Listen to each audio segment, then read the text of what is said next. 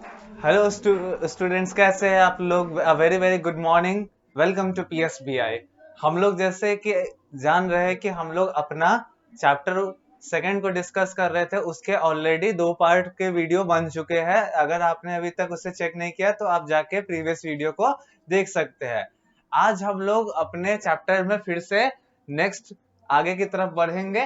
तो बिना किसी देरी किए हुए चलिए हम लोग आगे बढ़ते हैं। अभी तक जो हम लोगों ने चीजें देखी, अगर हम उसकी बात करें तो उसमें हम लोगों ने जितनी भी चीजें देखी है उसमें हाउ कैसे फायर इंसान के है ना अर्ली मेंस के लाइफ में आया, फायर की क्या इंपॉर्टेंस इंसान को समझ में आई, फायर के मदद से क्या क्या बेनिफिट अर्ली मेंस को मिले, ये सब चीजें अभी तक हम लोग देख चुके हुए हैं। तो इसी के बाद क्या कहता है, हम लोग आगे बढ़ते हैं।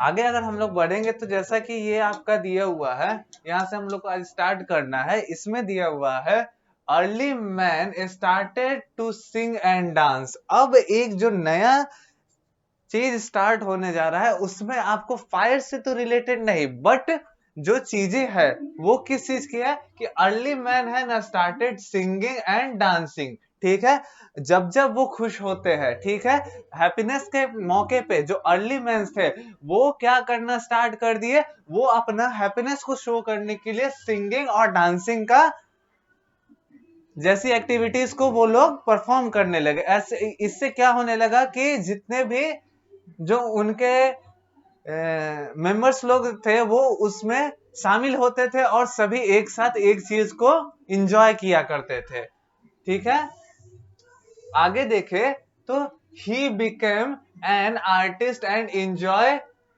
Enjoyed carving and drawing on the cave walls. ठीक है, अब क्या होता था कि वो आर्टिस्ट भी के रूप में भी उभरने लगे। आर्टिस्ट मतलब कलाकार के रूप में भी अपने आप को वो उभारने लगे। कलाकार के रूप में से कहने का मतलब क्या हो जाता है कि वो क्या करने लगे, कार्विंग करने लगे। कार्विंग और ड्राइंग का मतलब वो जो केव, जिस केव में वो रहते थे उसी के वॉल्स पे अलग अलग चीजों का वो ड्राइंग बनाते थे। मतलब उतनी ड्राइंग तो उस टाइम में बहुत अच्छी नहीं थी, या फिर ड्राइंग बनाने के लिए जो इक्विपमेंट्स होता था उस टाइम पे तो नहीं था। तो किसी पत्थर या स्टोन के मदद से, कोई पत्थर पत्थर या फिर किसी जो वैसा पत्थर जिसको घिसने से कलर वो रिलीज करता है, तो वैसे पत्थरों से केव्स के वॉल पे अलग अलग चीजों का पिक्चर वो ड्रॉ करने लगे। देखोगे इसमें, इस अगर पिक्चर को आप देख पाओगे तो यहाँ एक अर्ली मैन ड्राइंग कर रहा है, यहाँ पे भी एक ऑक्स का या फिर बुल जो कहो इसका पिक्चर वो ड्रॉ कर रहा है। तो ये सब चीजें में अब अर्ली मेंस का इंटरेस्ट आना स्टार्ट हो चुका है। ठीक है, अगर आगे फिर से अगर हम लोग बोले, आगे अगर हम लोग अगर बात करते हैं early man as a herdsman. ठीक है, early man as a herdsman. ठीक है, इसका मतलब क्या हो जाता है, as you know now, as you know by now, अब जैसा कि आप जान रहे हैं that the early man was good hunter. ठीक है, गुड हंटर वो लोग कैसे बन गए, with the help of different stone tools and bone tools, अलग अलग चीजों की मदद से वो अब गुड हंटर बन चुके थे। तो क्या होता था, but he was still a vendor, but अभी भी वो लोग जो थे एक जगह से दूसरे जगह भटकने का काम करते ही थे। उनका जो काम था वो एक जगह से दूसरे जगह भटकने का ही था। ठीक है, this this was because despite everything man did not know how to grow food. ये इसी कारण था, बिकॉज क्योंकि मैन को अलग अलग जगह भटकना पड़ता था। अब मान लो आप जिस रीजन में रह रहे होगे उस रीजन में रहने वाला जो जानवर सब की जो नंबर्स है, यानी कि जो संख्या है, अगर सपोज करो कि आप अर्ली मैन हो, अर्ली मैन के कॉन्टेक्स्ट में सोचना है कि मान लो कि आप अर्ली मैन हो, आपका प्राइमरी फूड का सोर्स क्या होता है, या तो आप किसी पेड़ से या फिर किसी ट्रीज के हेल्प से आपको है ना खाना मिल सकता था, नहीं तो किसी एनिमल को आप हंट कर दोगे। अब ऐसा थोड़ी है कि एनिमल्स एक जगह पे अनलिमिटेड होते हैं। आपका जो रीजन है अभी का, उसमें जो भी एनिमल्स है वो लिमिटेड अमाउंट में है ना। अगर मान लो कि आप एक अर्ली मैन हो और अपने आसपास के जितने भी एनिमल्स है उनको आप हंट करके सफा सेट कर गए, खा गए, तो क्या होगा, आपको दूसरे एनिमल की तलाश में क्या करना होगा, वेंडर करना पड़ेगा, ठीक है, यानी कि भटकना पड़ेगा, ठीक है। तो इसीलिए अर्ली मैन जो थे अभी भी एक वेंडर थे, ठीक है, यानी कि इधर उधर भटकने वाले लोग थे, ठीक है। एक जगह का जब उनका फूड है ना कंप्लीट हो जाता था, क्लियर हो जाता था, तो वो अपने फूड के ही तलाश में किसी अलग जगह जाना स्टार्ट कर देते थे, ठीक है। सो he also lived at one place till it provide him shelter and food। जैसा कि मैंने बताया, ये किसी एक जगह पे तभी तक रहते थे जब वो जगह उन्हें फूड और शेल्टर प्रोवाइड कर रहा है। जब ये दो चीजें वो जगह उनको प्रोवाइड नहीं कर पा रहा था, तो वो उस जगह को छोड़ के किसी दूसरे जगह की तरफ मूव कर जा रहे थे, ठीक है। अब क्या करते हैं, he moved to another place when he need a new shelter and more food, ठीक है। वो किसी न्यू जगह पे और इसीलिए जाते थे किसी नए अपने शेल्टर के तलाश में या फिर नए फूड के तलाश में, मोर फूड के तलाश में, और ज्यादा अपना खाने की तलाश में वो एक जगह से दूसरे जगह जाने का जो उनका काम था ये अभी भी बना हुआ था। बिकॉज इसमें एक लाइन है ना बहुत इंपॉर्टेंट लिखी हुई है, हम लोगों का जो अगला चीजें है आने वाली चीजों में बहुत हेल्प करेगा। यहाँ this was because despite everything man did not know how to grow food। यहाँ पे अभी तक का जितना भी अर्ली मैन का हम लोगों ने चैप्टर पढ़ा था उन सभी में किसी में भी अभी तक अर्ली मैन अपना कोई भी धरती से जिस तरीके से हम लोग अभी फार्मिंग करके खेती करके कोई भी चीज को ग्रो करते हैं, ये सब चीजें अभी अर्ली मैंस को नहीं समझ आई थी, ठीक है, कि फार्मिंग करने से भी हम लोग का जो फूड है वो ग्रो करता था। आने वाले टॉपिक में हम लोग को देखना है कि कैसे अर्ली मैंस है ना किसी चीज को ग्रो करने का आइडिया अपने अंदर लेके आए और कैसे उन्होंने अलग अलग चीजों को ग्रो किया, ठीक है। ये सब में हम लोग को आगे देखना है। आगे अगर हम लोग आगे बढ़ेंगे तो यहाँ पे लिखा हुआ है टैमिंग एनिमल, ठीक है, taming animal. It must have happened that one by one early man saw a wild cow sucking, just a second,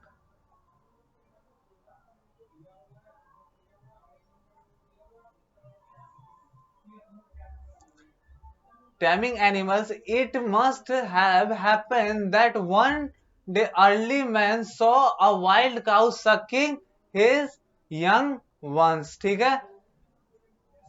अब क्या होता है कि एक दिन है ना अर्ली मैंस को ये आइडिया आता है, क्या चाहिए, उन्होंने वो देखते हैं कि एक वाइल्ड काउ जो है वो अपने उसको जन्म दे रहा है।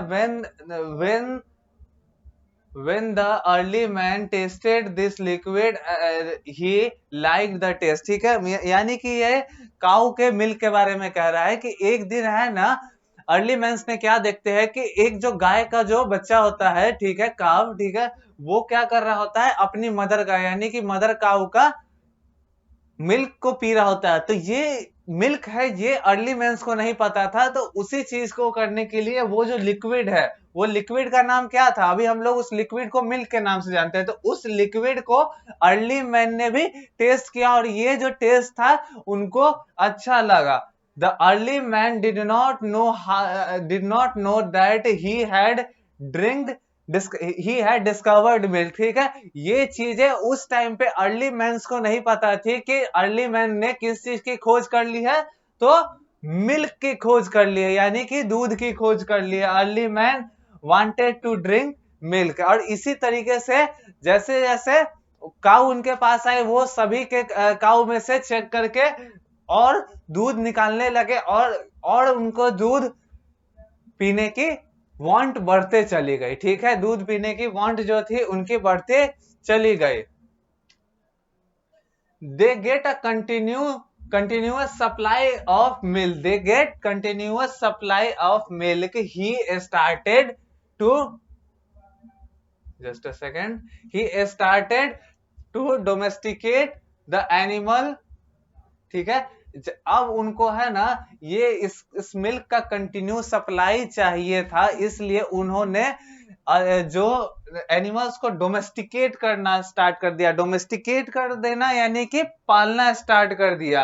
अर्ली मैन एनिमल को domesticate that were willing to stay with him, जिन एनिमल्स के साथ वो रह सकते थे और जिनके साथ रहने की उनकी हिम्मत थी, यानी कि सभी के एनिमल्स के साथ वो नहीं रह सकते थे कि बहुत सारे ऐसे वाइल्ड एनिमल्स थे जो अर्ली मैंस को ही हार्म पहुंचा सकते थे बाय किलिंग देम। ठीक है, इसीलिए that the animal that were willing to stay with him, और वैसे जानवर जो उनके साथ रहने में सक्षम थे, वैसे ही जानवर को इन्होंने डोमेस्टिकेट किया। Thus he began to keep cow, buffalo and goats. और वो कौन कौन से जानवर थे जिनको है ना अर्ली मैंस ने सबसे पहले डोमेस्टिकेट किया?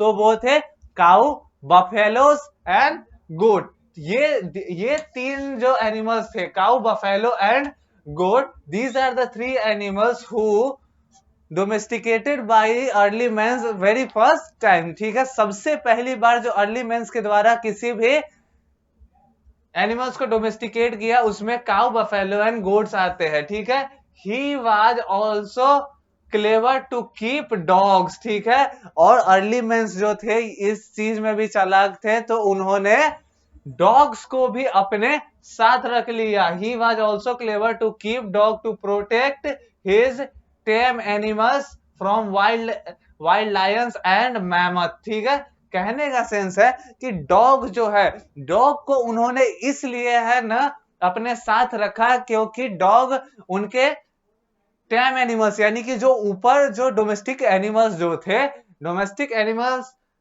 बहुत शांत स्वभाव के ही है। देखोगे तो काऊ भी बहुत शांत स्वभाव का होता है, बुफेलो और गोट ये सभी बहुत शांत स्वभाव के होते हैं, और ये बहुत ज्यादा भाग नहीं सकते हैं। तो इनका प्रोटेक्शन करने के लिए अर्ली मैंस ने डॉग का सहारा लिया। अपने घर पे उन्होंने डॉग पाला, घर तो नहीं, अपने आसपास जहां पे वो रहते थे वहां पे डॉग को उन्होंने रखा अर्ली मैंस ने, ताकि वो जो डॉग है वो उनके टेम एनिमल्स को बचा सके, like from wild lion and mammoth. Mammoth जो है सो एलिफेंट अभी के जो टाइम पे है उनके एंसेस्टर्स थे। कौन?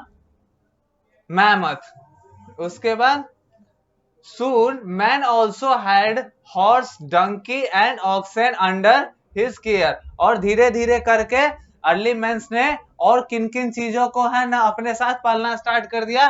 तो वो थे हॉर्सेस, डंकी एंड ऑक्सेन। ठीक है, इनका भी है ना वो अपने साथ रख के इनकी केयर करना स्टार्ट कर दिए थे। These animals not only gave him milk to drink but also helped him to carry his load। ये जो जानवर थे, ये इनका काम केवल अर्ली मैंस को मिल्क का सप्लाई देना ही नहीं था, बल्कि उनके जितने भी लोड्स थे, हैवी लोड्स थे। ठीक है, यानी कि उनका जो सामान बोरिया बिस्तर हुआ करता, बोरिया बिस्तर भी नहीं था, मतलब जो भी सामान जो उनके पास रहता था, लाइक उनके वेपन्स, जो भी टूल्स उनके हुआ करते थे, जो भी वो एनिमल से मार के अपना उनके स्किन से जो भी कपड़ा जो बनाए रहते थे, जो भी क्लॉथ्स बनाए रहते थे, उन सभी जो बहुत ज्यादा अमाउंट में हो जाएंगे तो सभी का वेट तो बहुत भारी हो जाएगा। तो उस पूरे हैवी वेट को कैरी करने का भी काम ये एनिमल से ले लिया करते थे। बिकॉज जो अर्ली मैन जो थे वो, या फिर हम ह्यूमंस ही है, ये ऐसे लिविंग बींग्स है जिनका ब्रेन जो है सो बहुत ज्यादा डेवलप किया गया है। ये किसी अदर एनिमल के कंपेयर में या फिर अदर लिविंग बींग्स के कंपेयर में सबसे ज्यादा स्मार्ट माने जाते हैं हम ह्यूमंस। ठीक है, तो आई होप कि आपको यहां तक का पूरा समझ में आया होगा। अपने नेक्स्ट वाले वीडियो में हम लोग इसके आगे का पार्ट को कवर करेंगे। तब तक के लिए goodbye to all of you and have fun.